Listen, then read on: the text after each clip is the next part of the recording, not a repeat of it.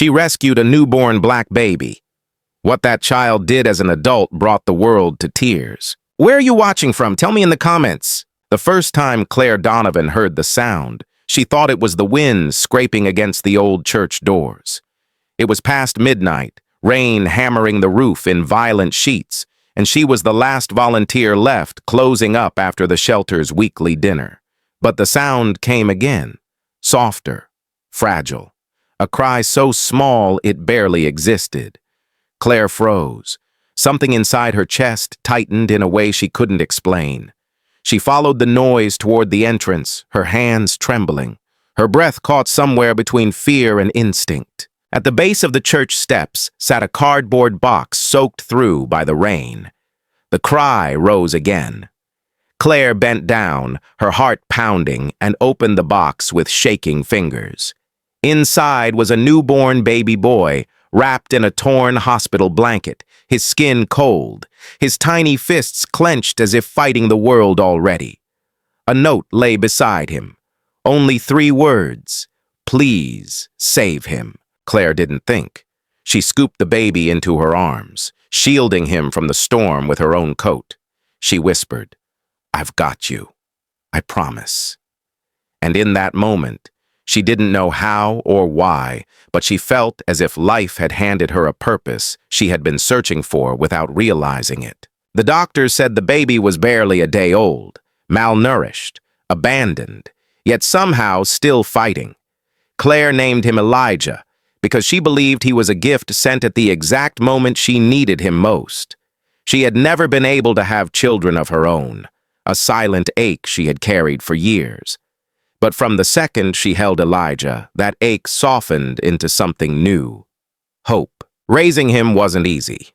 As a single woman living in a small Midwestern town, Claire learned quickly that not everyone was kind, and not everyone understood why she, a white woman, had chosen to adopt a black child. People whispered in grocery lines. Some parents avoided playdates. A few even told her Elijah wouldn't fit in. Each time, Claire held her head high and answered with a calm voice, "He is my son. That's all that matters."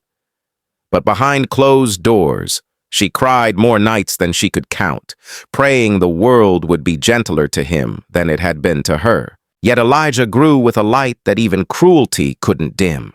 He was curious, gentle, and impossibly smart. He asked questions about everything. Why do people hurt? Why do they help? Why does love make you cry? Claire answered every question with honesty, even when the truth stung.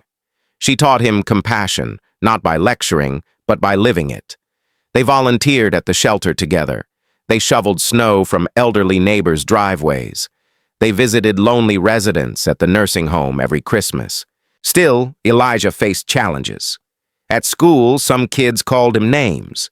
Others mocked the way he looked different from his mother. One afternoon, he came home with ripped backpack straps and tears streaking down his face.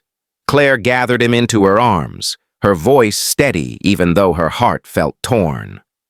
Elijah whispered, "Why don't they like me?" Claire kissed his forehead. "People fear what they don't understand. But you, Elijah, you are meant for something bigger. Don't let small minds shrink your spirit." He didn't. Elijah poured his energy into learning, into kindness, into music, which became his safe place. He discovered the piano at age 10, and by 13 he was composing melodies that sounded like stories no one had ever told before. He played for anyone who needed comfort, the grieving widow down the street, the teacher going through a divorce, the boy who had bullied him but later apologized. Elijah believed music could heal what words couldn't. Claire watched him grow with a pride that filled her whole being. She often wondered about the woman who had left him on those church steps. What pain had driven her? Did she think about him still? Claire didn't hold anger for her, only gratitude, because Elijah had become the heartbeat of her life. Years went by, and Elijah earned a scholarship to a prestigious music conservatory. Claire cried for 3 days straight after dropping him off. her house echoing with a silence she didn't know how to live in. But she also knew he was stepping into the life he was meant for. What she didn't know, what no one could have predicted, was how far-reaching his light would become, and how the world would one day stand still, moved to tears by the very child she had found shivering in a box. Elijah's first year at the conservatory was both thrilling and overwhelming. The city pulsed with noise, energy, and people from every corner of the world. He threw himself into his studies, spending long nights in basement practice rooms, fingertips bruised from hours at the keys. His professors noticed his talent immediately, but it wasn't just talent. They saw heart. Elijah played as if he could feel every sorrow, every joy, every unspoken truth of those listening. One evening after a student showcase, a renowned conductor named Miriam Ellis approached him. She was sharp, intimidating, and rarely impressed by anyone. But that night she placed a hand on Elijah's shoulder and said, "Your music doesn't just speak, it listens. That's rare." She invited him to join a special mentorship program. Elijah called Claire in tears afterward. She cried too, her voice trembling with joy, saying, "I knew the world would hear you." But success didn't shield Elijah from the weight of reality. In the city, he faced assumptions and prejudices that reminded him of the challenges he had grown up with. Some people questioned whether he belonged in such an elite program. Others made comments he tried to brush off, but they lingered in his heart like tiny splinters. Still, he held on to something his mother had told him long ago. Don't let small minds shrink your spirit. Instead, he let those moments fuel his determination. During his second year, Elijah volunteered at a community center in a low-income neighborhood. Many of the kids there had difficult home lives, single parents working 2 jobs, families struggling to make ends meet, teens tempted by dangerous streets. Elijah introduced them to music. He taught them simple chords, let them bang on drums, showed them how melodies could express what their voices felt, too afraid to say. Little by little, he watched their eyes brighten. For some, it was the first time they felt truly seen. There was one girl, Amina, 12 years old, who barely spoke. Her father had been incarcerated and her mother worked night shifts to keep food on the table. Elijah noticed she always sat in the back, clutching a small notebook. One day, he asked what she wrote in it. She shrugged and handed it to him. Inside were pages of lyrics, raw, honest, aching. Elijah told her she had a gift. She didn't look convinced, so he helped her turn her words into a song. When she performed it at the community showcase, the audience rose to their feet. Tears streamed down her mother's cheeks. Amina glowed in a way Elijah would never forget. Word of what Elijah was doing spread. Soon, the local news wanted to feature him. Then a state arts foundation reached out, inviting him to develop a youth program funded by a major grant. Elijah agreed, but only if the program remained free for every child. He wanted kids like Amina to have a chance at hope, no matter their circumstances. Throughout all this, Claire watched from afar with pride and awe. Elijah called her every Sunday, telling her stories about the children he worked with, the music he was writing, the challenges he faced. She listened to every word, her heart full. "Your purpose is unfolding," she told him, "and you are leading with love." Then came the moment that would change everything. A world-renowned humanitarian organization was hosting an international summit focused on healing communities affected by war, poverty, and displacement. They asked Elijah, now 26, to compose an original piece and perform it live. The event would be broadcast globally. Elijah was stunned, nervous, honored. He accepted with humility, dedicating the piece to children everywhere who had ever felt abandoned, alone, or unheard. He named the composition Found.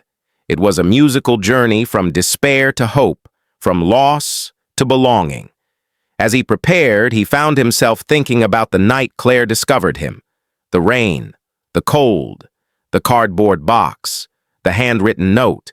and how her decision to open that box had given him a life filled with love and purpose. On the day of the summit, the hall was filled with diplomats, leaders, activists, and thousands of viewers watching from home. Elijah walked onto the stage, his hands trembling. He paused before touching the keys. Then he whispered to himself, "This is for her, and for every child waiting to be found." The first note echoed through the room like a heartbeat. What followed was a melody so powerful, so deeply human, it felt as though the entire world inhaled at once. The music rose slowly, carrying with it the weight of 1,000 forgotten stories. Each note seemed to reach into the hearts of those listening, pulling forward memories long buried. A mother's sacrifice, a child's loneliness, a stranger's unexpected kindness.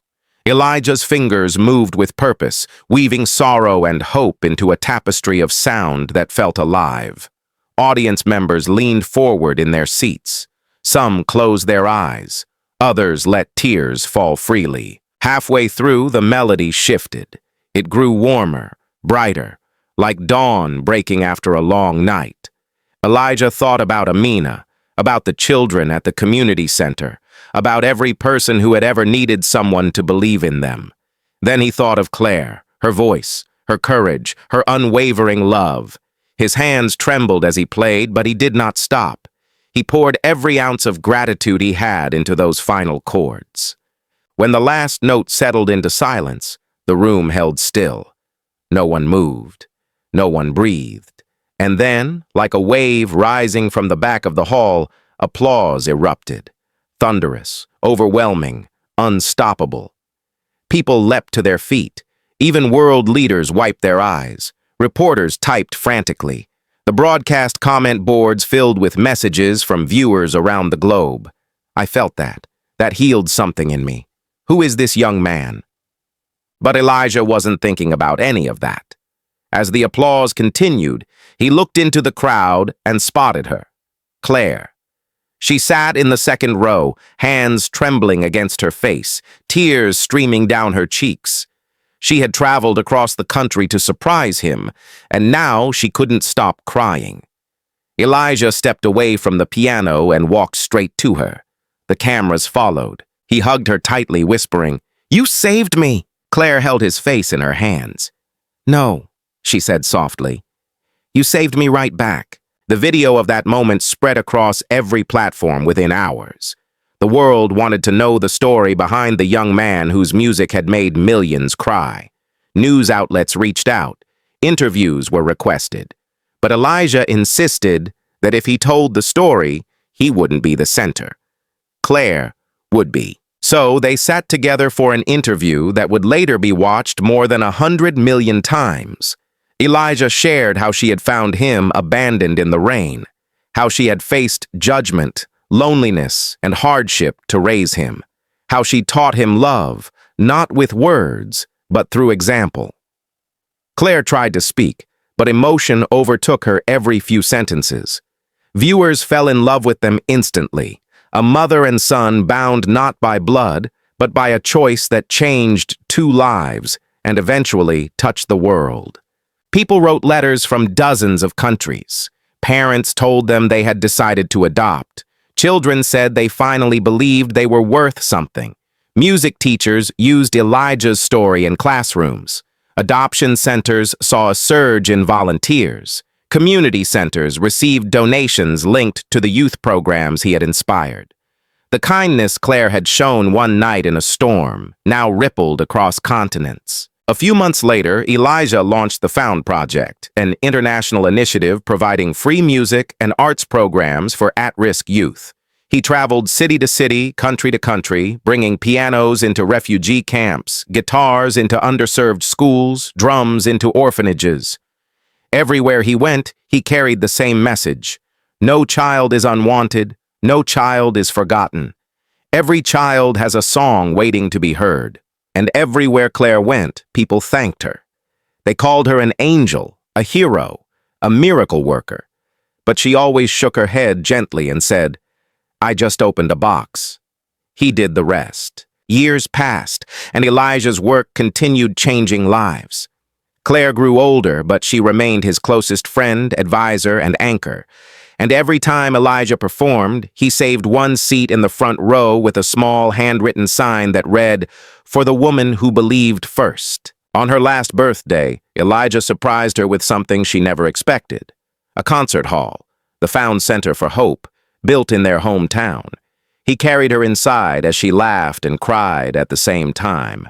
Thousands of children's photos lined the walls, each one touched by Elijah's programs. At the center of the lobby hung a plaque engraved with the words, "Dedicated to Claire Donovan, who taught the world that one act of kindness can shape generations." Claire pressed her hand to her heart. "I never wanted recognition," she whispered. Elijah smiled. "This isn't recognition, it's gratitude."